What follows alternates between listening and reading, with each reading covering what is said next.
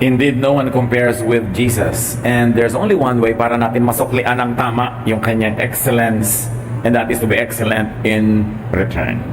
Tayong mga anak ng Diyos ay merong mga tinatanggap laging pagpapala sa ating buhay, at dapat lahat ng tinatanggap natin bumabalik din sa langit.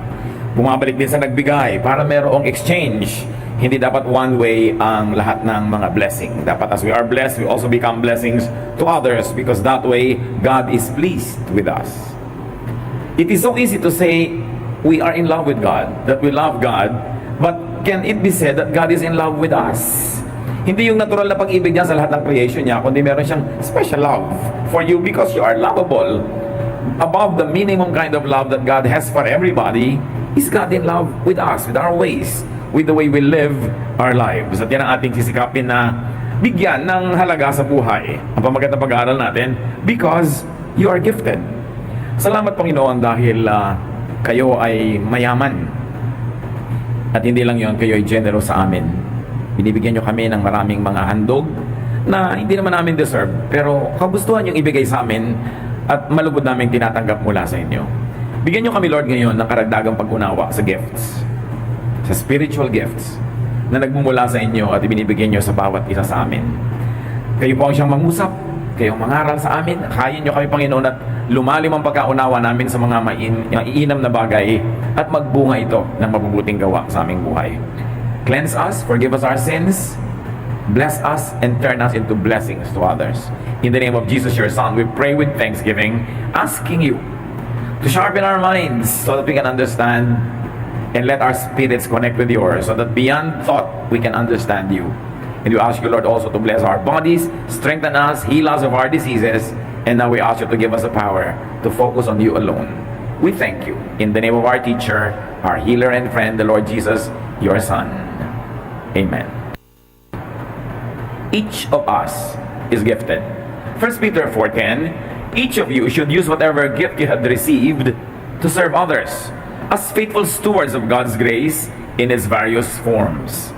That is from the New International Version, and a more free-willing translation is from the Contemporary English Version. Each of you has been blessed with one of God's many wonderful gifts to be used in the service of others. So use your gift well. Maraming mga discussion kung ano-ano yung mga gifts na yan na ibinigay sa atin ng Diyos. Maaaring yan ay talent, maaaring yan ay skill, o a very special spiritual empowerment for us to reach out to people and touch them in the daily course of their lives. Basta't mga bagay na kakaiba, makapangyarihan, special, na ibinigay sa atin ng Diyos para tayo makatulong sa kapwa, gift yon. At lahat daw mayroon. Sabi, each of you. Everyone therefore has a calling.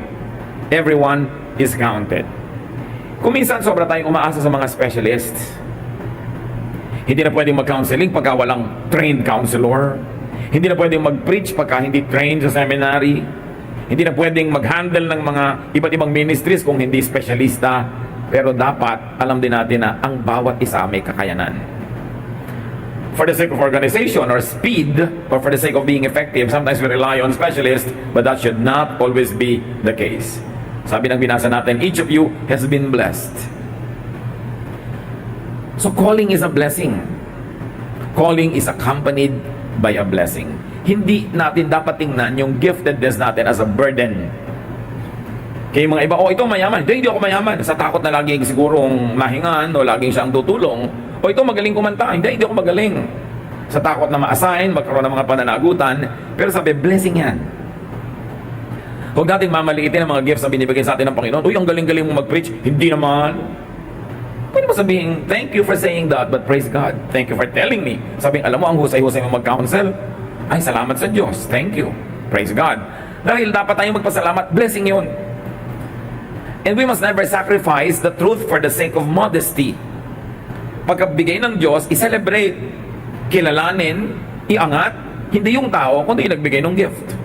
Pero huwag nating babaliwalain yung mga kakayanan na ibinibigay sa atin ng Diyos sa parang binabaliwala natin yung nagbigay.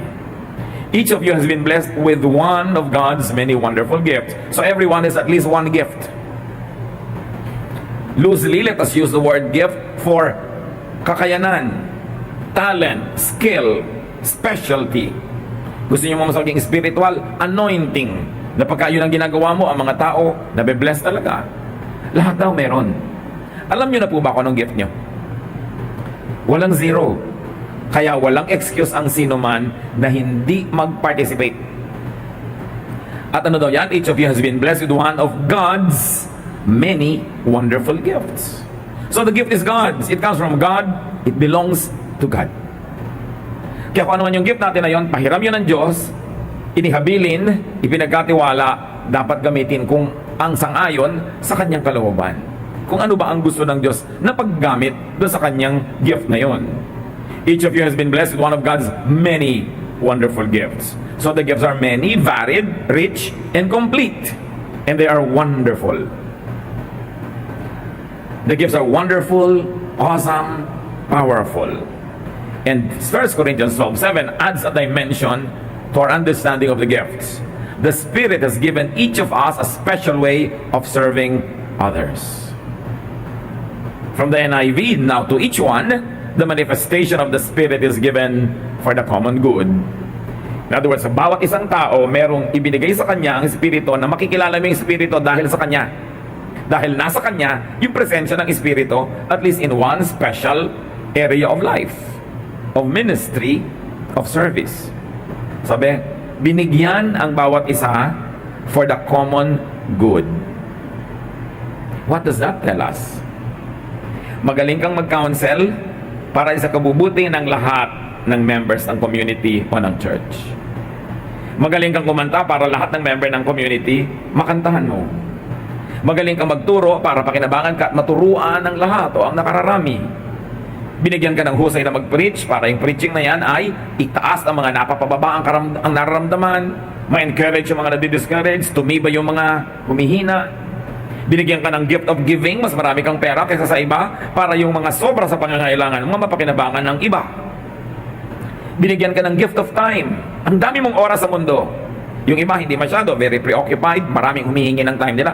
Ikaw mas maraming free time to give to people. That is for the common good. So ang isang church, mga kapatid, kompleto yan ng gifts.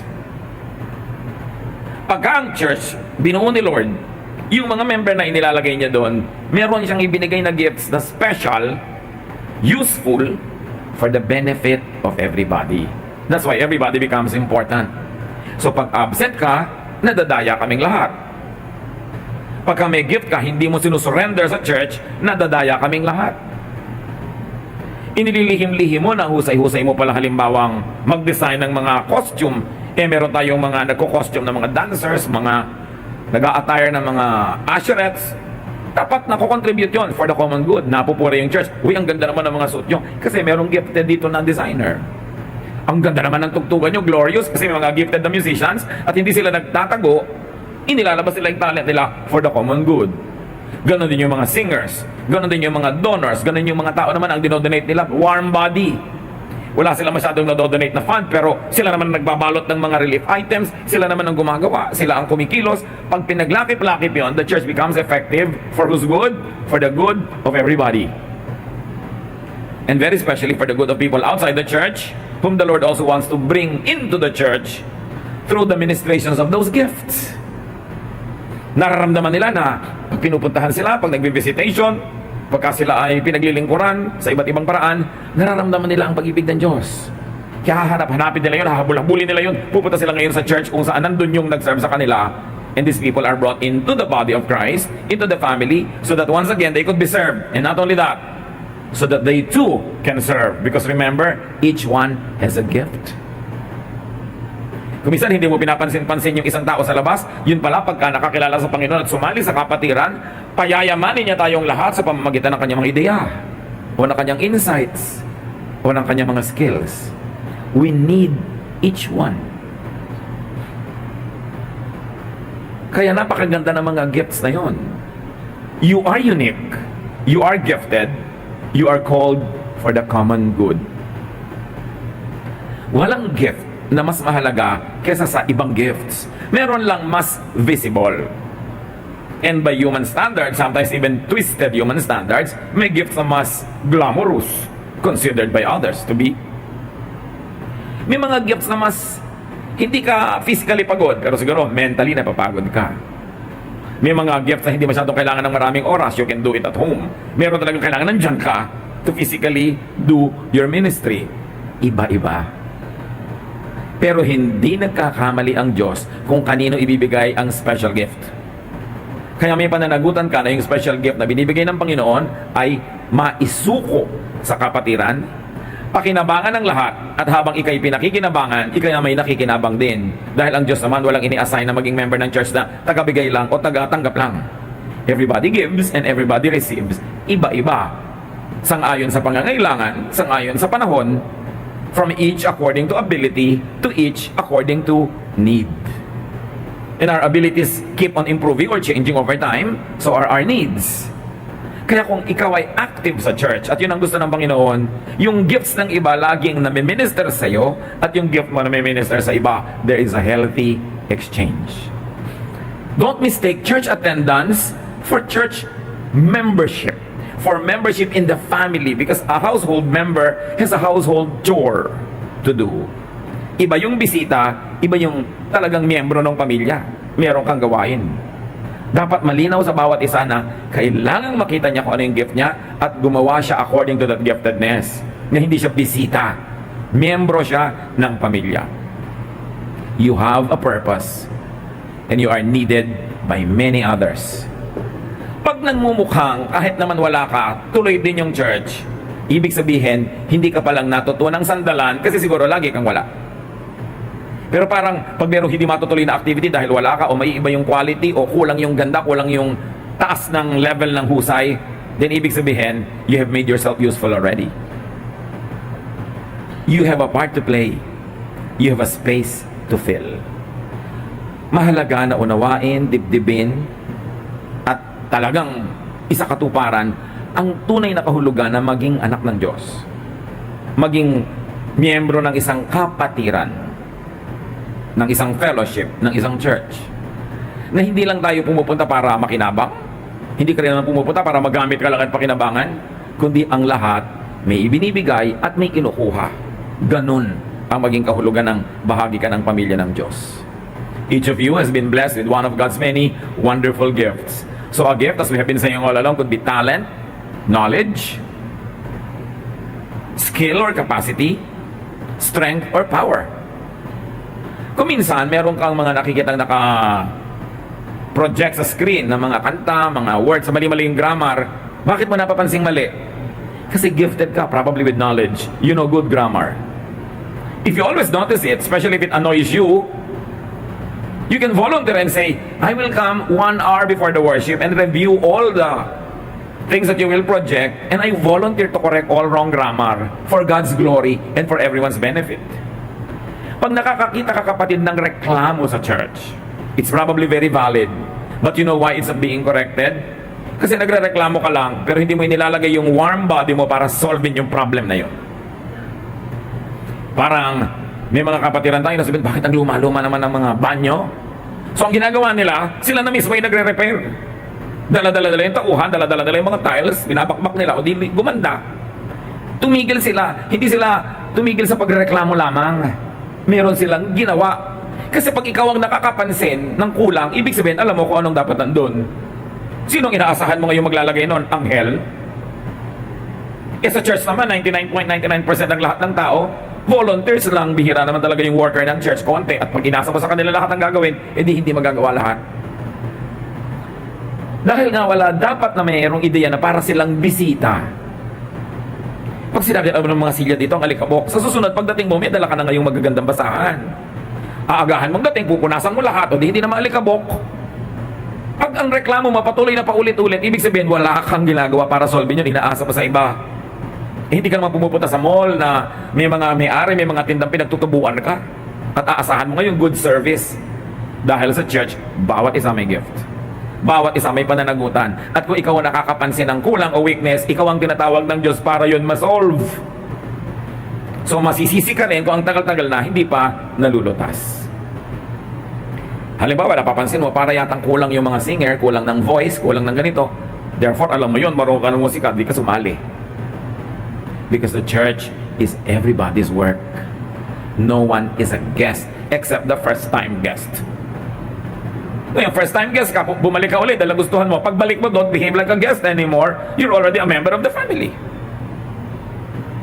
Dahil gusto mo pala, nabe-bless ka, so magiging blessing ka rin. Alam niyo, pag ginawa natin lahat yun, the churches of the Lord, the local churches everywhere, will be more wonderful than they are now. More powerful, more effective. Therefore, it is for everyone's benefit. Kailangan willing ka. Hindi pa tapos yung closing song, nagtatatakbo ka na palabas para mauna kang umalis sa parking lot. Ba't ano pinag-aapura? Hindi yung gusto mo, yung naka-reserve ang isang buong row para sa mga kaibigan mong wala pa, kasi may mga wala nang maupan, nakakainisan na tuloy, nagsisimula pala yung worship, meron ng masasamang espiritong nakakubabaw sa mga tao because people are not behaving responsibly. May dala-dala kang bata, maganda, nakakarinig din, pero gaano katagal ang attention span ng bata? So nakabantay ka, pagka alam mong medyo naglililikot na siya, kinakalog-kalog na niya sa yung silya ng katabi mo, babantayan mo na yung bata dahil hindi ka na blessing nun, kakaanoy ka na nun. Yung tao ngayon naiinis na, gusto na niya talagang sumukain yung batang dala-dala mo. Pumunta siya dito para ma-bless, umuwi na iinis. Sinong may kasalanan? Ngayon sabi mo, iaasa natin sa mga asheret. Hindi naman lahat ng asheret, nakikita lahat. Tsaka kung minsan yung asheret, 2 weeks pa lang, hindi pa siya sanay. Minsan pandilatan lang ng medyo masukit na mga attendee, yung asheret nagtatago na doon sa may likod, dahil volunteer din naman siya. So meron kayong nakikitang kalat, damputin nyo, nakikita nyo yung bata, sawayin nyo, lalo kayo yung magulang. At kung nalilimutan ng magulang dahil aliw na aliw siya, ipaalala nyo. Pananagutan natin lahat na magkaroon ng kaayusan. Hindi yan assignment ng 3 o 4 na tao. Pag na-realize natin that the Lord is the head of the church and the body is His body and all of us are parts, we should all function so that it works well. So there's that power to help, to uplift others for the well-being of the community. Pag pupunta pa lang tayo sa church, sa handa na nating loob, I will contribute to the well-being. Pag may nakita ko na kasi mangot, hindi ko sasabihin, suplado naman mga tao dito, ako na unang ngingiti. Baka nagkaroon siya ng trahedya ngayong maghapon. Baka ang dami niya naging problema. So imbes na intindihin niya ako, akong uunawa sa kanya. Kasi alam niyo mga kapatid, iba-iba din tayo ng oras ng strength. May panahon, kaya mo naman na ikaw yung giver. Giver ng smile, giver ng attention, giver ng pasensya. Tuwing kaya mo, ikaw ang mag-assume ng role na yon. Para sa konting panahon na hindi mo kaya, alam ng Spirit, a-assignan ka naman yan ng tutulong sa'yo kasi sa panahon na yon, hindi mo kaya. Ganon din sa pamilya. Bakit nagtatagal yung mga mag-asawa? Kasi pagka alam mong inis na inis yung asawa mo, ikaw naman, medyo kaya mo naman pagpasensya, ikaw yung nagpapasensya, hindi mo na sinasalubong. Kahit pagod ka rin ng maghapon na yon, pero alam mong mas pagod siya, mas giver ka ngayon. Other times, mas kaya niyang siya naman yung umunawa, ikaw nang uunawain niya, bigayan lang, panahon. Kasi iba-iba lang tayo ng panahon ng kahinaan at kalakasan. Remember, meron tayong pananagutan sa isa't isa. Hindi pananagutan ng pastor na ang lahat pasayahin. Hindi pananagutan ng usher na ayusin ang lahat.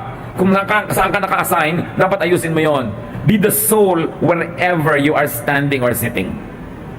Kung saan ka inassign ng Diyos na lugar, napalagay ka doon, ikaw ang maging espiritu doon na representative ng Diyos. Diyos ng kaayusan, Diyos ng kalinisan, Diyos ng pag-ibig, Diyos ng pagpapatawad. Ba't ka pa nakalagay doon? Ngayon kung nakalagay ka doon, kasi ikaw yung very demanding, kailangan ikaw yung paglingkuran, ikaw dapat ang sundin, ikaw dapat ang sumaya, hindi ganoon ang church membership. Sumali ka sa country club, magbayad ka ng mahal para ba hindi ka pinapasaya ng mga therapist doon, magreklamo ka dahil nagbabayad ka ng membership nagbabayad ka ng ganito, meron ka mga monthly dues, may inaasahan kang ganon. Pero sa church hindi ganon. Kahit ka pa donor. Kasi mo, ang laki-laki kong mag-donate dito, dapat sa akin nakatapat yung electric fan. Gusto mo folding bed na ilagay sa tiyo at i-pedicure ka habang nagwo-worship. Kaya ka nga nakakapagbigay ng malaki. Bakit? Kasi ang laki na nang naibigay sa'yo ng Diyos Recipient ka na bago ka maging giver. Dahil ano maibibigay mo kundi binigay sa'yo. So kailangan walang yabang. Kaya lang ako nakakapagbigay ng malaki kasi binigyan ako ng malaki ng Diyos. So I do it thankfully. Hindi ako mag-expect ng VIP treatment. Pag dinibdib natin yon, nasasaya yung church. Yung konti na masungit, konting wala sa mood, mapapasaya sila ng iba, mauunawa sila. Hindi, ay, ayaw mo kumibo, hindi na rin kita kikibuin. Hindi ganoon yung church. Gigising ka tuwing umaga at kada oras nagde-decide ka, ako ba ang giver ngayon o talagang kailangan ako yung recipient? And most of the time, kaya natin na tayo yung giver. So, meron ako mission. Yung makatabi ko, tutulungan ko. Baka meron akong kasabay naglalakad na nanghihina na pala, nahihilo. Baka pwede kong ihatid. Yung kalampasin natin, yung ibig sabihin ng church, sa pag-upo at pakikinig, so, wow, ang ganda ng message, nakaka-bless, as uwian na, tas walang talab. Pagka ang pag-ibig ng Diyos, nararamdaman ng tao from us, from the other brothers and sisters, they will keep on falling in love with the church. And they will be encouraged to love the church more and to be better givers of time, talent, treasure, whatever it is, and everybody will be enriched. Pero pag nagkanikanyang selfishness, nagkanikanyang self-preservation, nagkanikanyang domain and territory, it will be a divided body and it will not be happy. So each of you has been blessed with one of God's many wonderful gifts to be used. The gift is for a purpose. It is to be employed. Hindi siya dekorasyon. Dapat may saysay. And it is to be used in the service of others. Ang anak ng Diyos, tig nasa kapatiran, naghahanap ng mapaglilingkuran. At kahit wala siya sa kapatiran o sa church, naghahanap pa rin siya ng mapaglilingkuran because through the service that this person will give, the one who is served will feel the love of God and will be drawn to that love because love is always attractive. Bakit yung mga iba, tinext lang 3 beses ng office mate na in love na? Because pinapansin. Attention is addictive. Tenderness is addictive. Love is attractive. So dapat ang attraction ng church, beyond its eloquence, beyond its intellect, is its love. Because love is always relevant. And that's what everyone needs. Huwag lang nating isipin, kailangan ko may magmahal sa akin. Ganyan yung mga mag-asawa, kaya nag-aaway. Yung mga magnobyo, nag-aaway. Dahil hindi mo ko minahal, hindi mo ko naalala, hindi mo ko pinagbukas ang pinto, hindi mo ko hinintay. Yung puro ako. Pero kung ikaw ngayon yung giver, you don't notice it, but people fall in love with you. And that's what people should feel about the church. That they love being there because there is love. And love happens when we serve others. The gifts are other-centered, not self-centered. So, sabi, use your gift well. It is an inevitable conclusion. So, use your gift well. It was imperative. Utos. Hindi sinabing, use if you might. Please use, sabi, use your gift. And you say, bakit naman inuutos sa akin? Hindi naman sa'yo yan, binigay nga sa'yo. At saka alam naman nakakatanggap ka ng gift ng iba, tas wala kang binibigay. Nabe-bless ka sa Bible study, nabe-bless ka sa preaching, nabe-bless ka sa singing. O ikaw, paano ka naman magiging blessing? Use your gift. Revelation 20 verse 12. I also saw all the dead people standing in front of that throne. Every one of them was there, no matter who they had once been. Several books were opened, and then the book of life was opened. The dead were judged by what those books said they had done. It is not in contradiction with salvation by faith, but the Bible is clear that true faith works. Sabi, sa pagbubukas ng panahon, ang lahat ng tao ay nakaharap sa Panginoong Yesus at binuksan ang lahat ng libro. Bawat isa may tala, bawat isa. At nakatala doon ang bawat bagay na ginawa ng bawat isa. Recorded. And they were judged according to what the books recorded.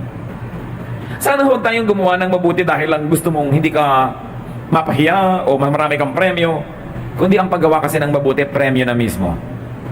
Marami nagtatanong, Pastor, paano po ba ako mas sasaya? Paano po ako mas magiging kontento sa buhay o makakaramdam ng mataas na uri ng buhay na beyond existence lang?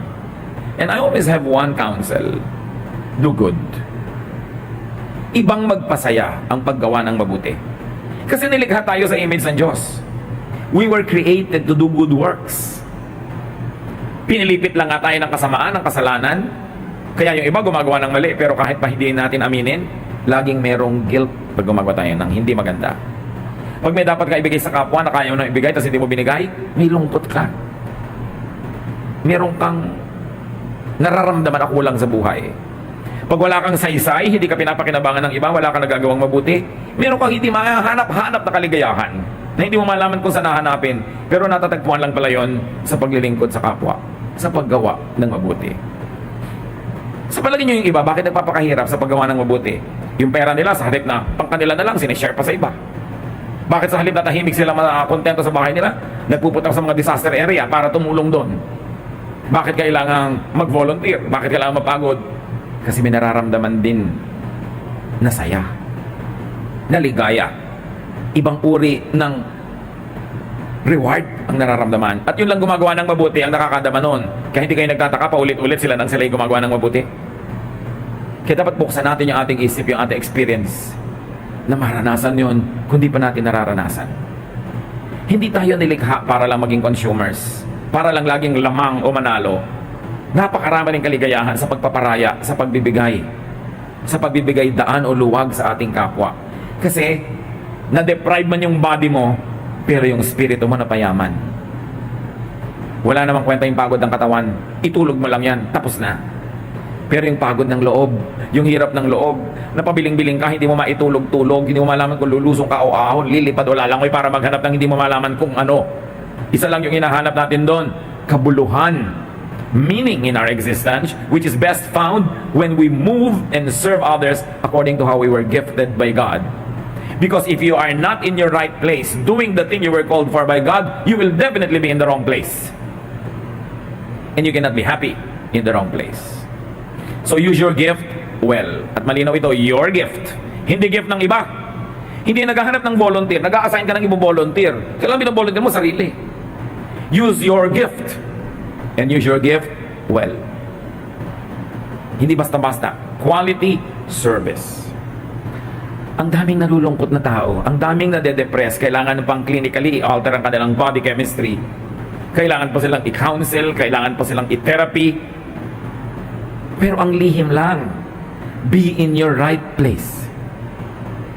Siyempre, kung orchid ka, hindi ka sasaya kung nasa desert ka kasi matutuyo ka doon. Dapat maraming moisture para sa orchid. At hindi ka dapat naka-expose sa araw. Dapat medyo shady yung lugar kasi doon ka inassign ng Diyos. Kung cactus ka, inassign ka ng Diyos sa mga buhangin na lupa, hindi sa loam or clayey soil. You will not be happy there. Kung ibon ka, hindi ka sasaya na nasa ilalim ka ng tubig, dapat lumilipad ka. Kung isda ka naman, unless you're a flying fish, hindi ka sasayang pinipilit kang lumipad. Maraming tao ang gulo-gulo ng buhay, hindi masaya, parang hilong-talilong na hindi malaman kung saan pupunta, saan ilalagay ang sarili, kasi nga wala sa tamang lugar. Paano po ako malalagay sa tamang lugar? Manahimik ka, suriin mo kung ano ang gift sa'yo ng Diyos. Kaya hindi po tama yung dahil successful dentist kayo, pipilitin nyo maging dentist yung anak nyo. Kung yan ang calling nyo yun, pero calling pa niya. Pwede rin naman talagang calling niya pero pwede rin hindi. So hindi ko mo anak, naging successful mayor ako, magiging mayor ka rin. It doesn't follow. Ang mga pamilya natin, puro ganito ang profesyon. Kasi ikaw magiging ganito. Bawat tao binigyan ng kani-kanyang gift. And excellence is expected. Do not be hindered by your gender when you are going to surrender your gift. By your age, or marital status, or your disability. Excuse yan or even your relationships.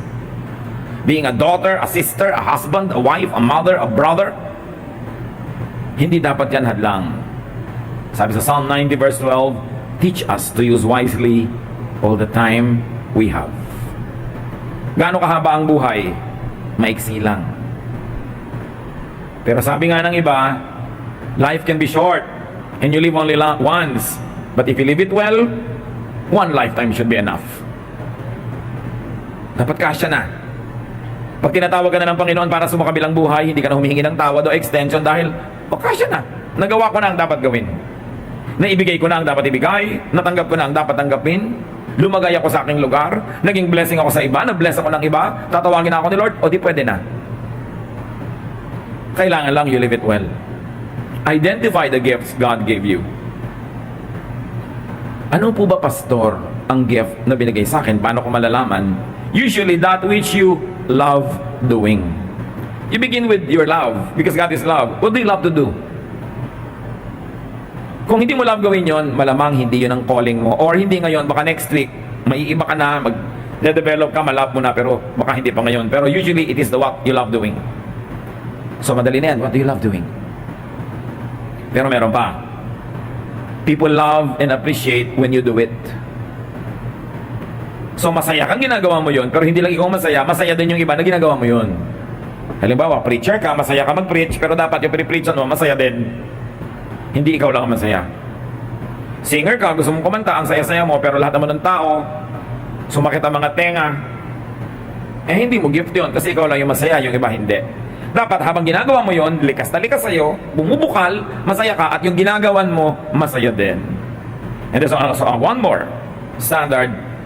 People become better when you minister your gift.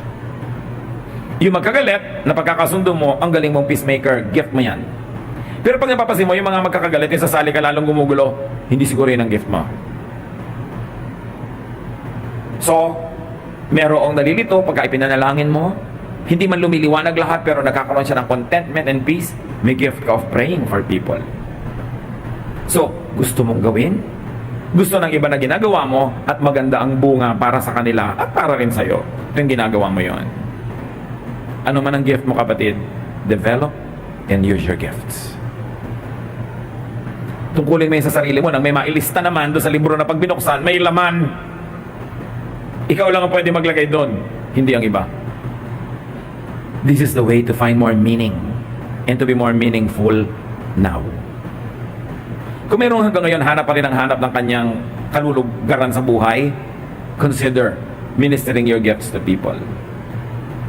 Hindi yung mag-aaral ka ng isang course dahil yun ang usong course. Kaya ang dami nag-aaral na ng nursing, nung gumraduate sila, ang dami na palang nurses, hindi ngayon makahanap ng work kasi ang sinunod yung uso. Nag-aaral ng culinary arts kasi uso, pag-graduate niya, lahat na chef, so wala siyang ilagyan. Lalong-lalo kung ayaw na ayaw niya yung course na yun, pa rin ang pinag-aaralan niya dahil uso. Hindi ang buong buhay mo parusa. Pag meron kang gagawing profesyon tapos hindi mo gusto pero dahil lang malaki ang kita o dahil lang yun ang uso, dito yung magtatrabaho ka, halos mainis ka sa sarili mo at papaparusahan ang iyong buhay. So, to find more meaning and to be more meaningful, be in your right place. Develop and use your gifts to gather for yourself treasure in heaven. Either that heaven is the place where the dead go, or that heaven is in your heart. Now, when you do the right thing, you will be rich inside your heart. Use your gifts to enjoy great fellowship. May mga nagtatanong ko sa akin, Pastor, paano pa ako makakakita ng responsableng partner in life? Ang isa sa mga sinasabi ko, mag-socialize ka sa mga activities ng mga responsible people lang sumasali. O kaya meron kang free time, mag-volunteer ka halimbawa sa pagtuturo sa mga piping bata. Ang makakasalamuha mo doon, meron din ganung heart. Pero wala kang magawa, nakakalat ka sa mall, di ang makikita mo din doon, yung mga nakakalat din doon, pareho kayong kalat. Gusto mong maging makabuluhan, magbo-volunteer ka tumulong halimbawa sa mga may leprosy, sa Tala Leprosarium. Ang makakasama mo doon ng kapwa mo volunteer, meron din ganung heart. Saan mo inilalagay ang katawan mo? Saan mo ikinakalat ang iyong sarili? Kasi yung mga makakasalamuha mo doon, birds of a feather flock together. Gusto mo magkaroon ng matitinong kaibigan, responsable, makabayan, komunista, o kaya pasista, makakaliwa, makakanan, depende kung saan dadala yung katawan mo. Saan naghahanap ka? Saan ako lalagay? Ano mga association na sasalihan ko? Saan church ako magiging active? Ano mga club ang pwede kong salihan? Anong mga pwedeng volunteer work na gawin ko sa sarili ko? Anong extra courses ang pwede kong gawin? Mag-aaral ba ako ng cooking o painting o ikebana? Anong gagawin ko sa buhay ko? Pero kailangan isipin ko kung saan ako dapat nandun, yung bagay sa akin.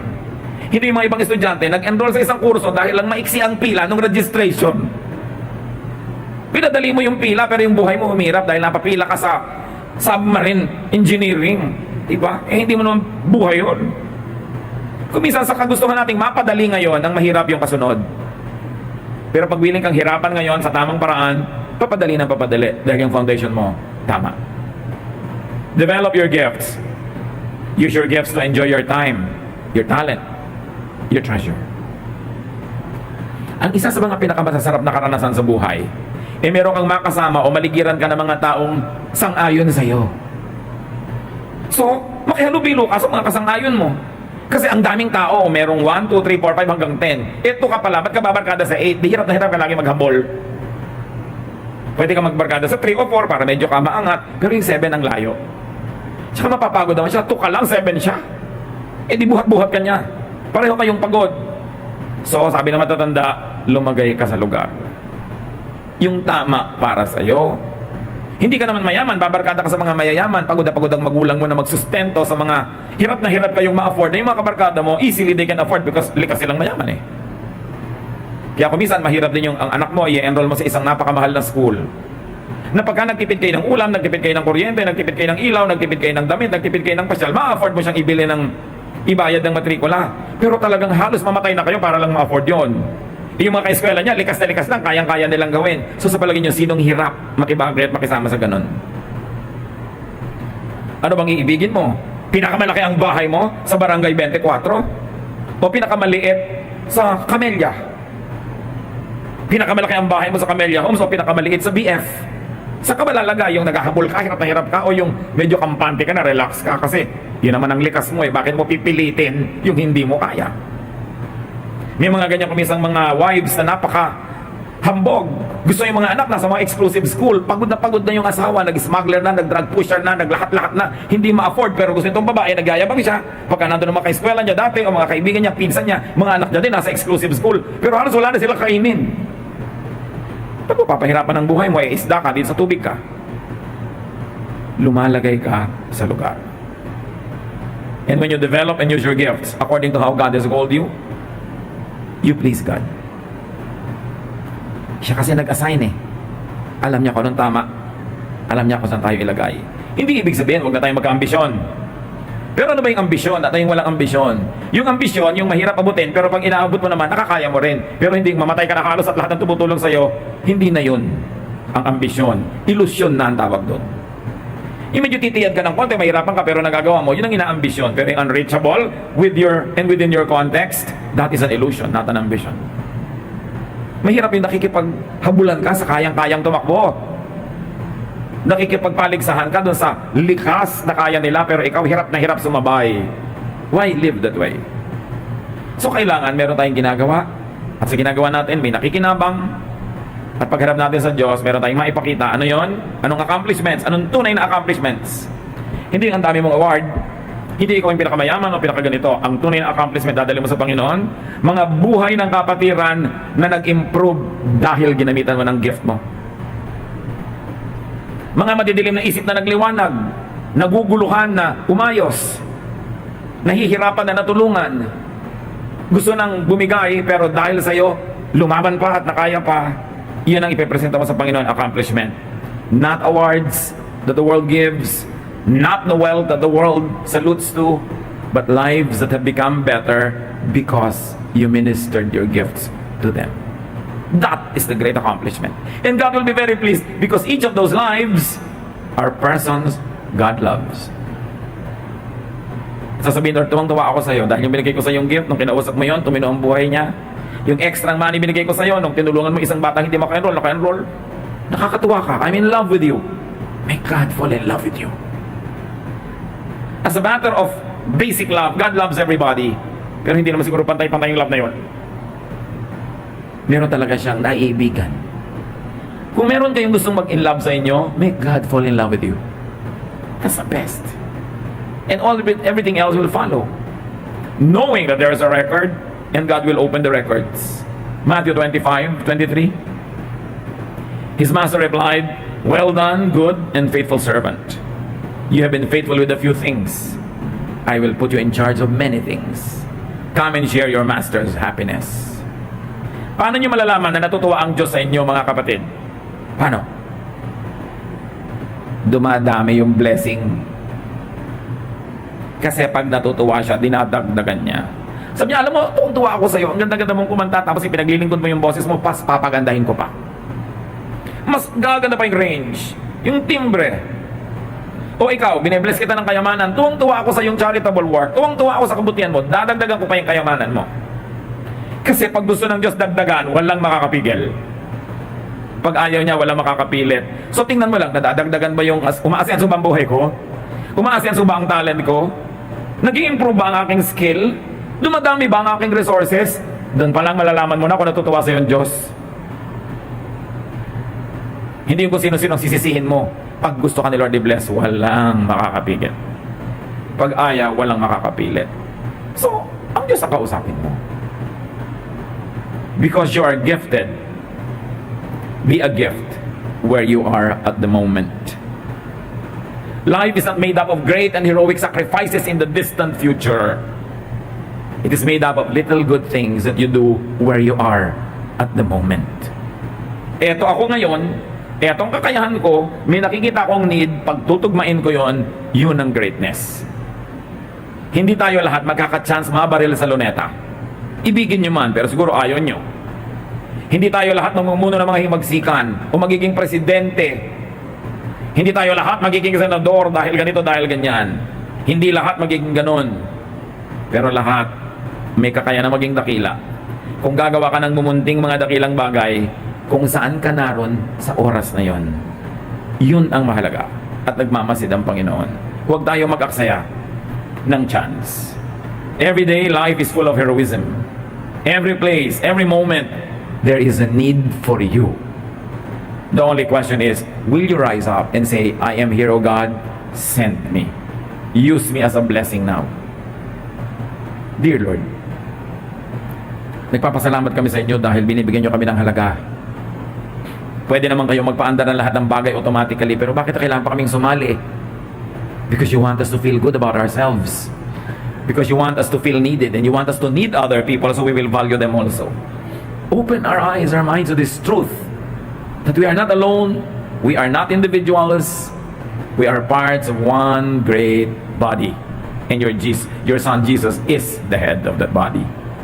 Turuan mo kaming suriin ang mga binigay mo sa aming kakayanan at maging matapat kami sa pagkakaloob nun sa iba. At maging makumbaba kami, Lord, na tumanggap din ng mga kaloob galing sa iba. Because you have created us to need one another and to answer the needs of one another. Pagbulay-bulayan natin mga kapatid, nagkukulang ba tayo sa pagbibigay o nagkukulang tayo sa pagtanggap? Maaaring bigay tayo ng bigay pero ayaw nating tumanggap. Hindi rin pwede yun. We must participate. As we inhale, we exhale. As we give, we receive. That's what life is about. Panginoon, sa amin pong pagbubulay-bulay, ipakita mo sa amin kung kulang kami sa pagbibigay o kulang din kami sa pagtanggap. Maaring may pride pa kami.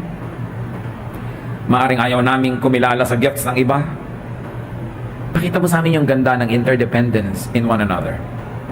And teach us to be dependent, to be responsible, so that whatever gifts you give us may be used to help people and to glorify you.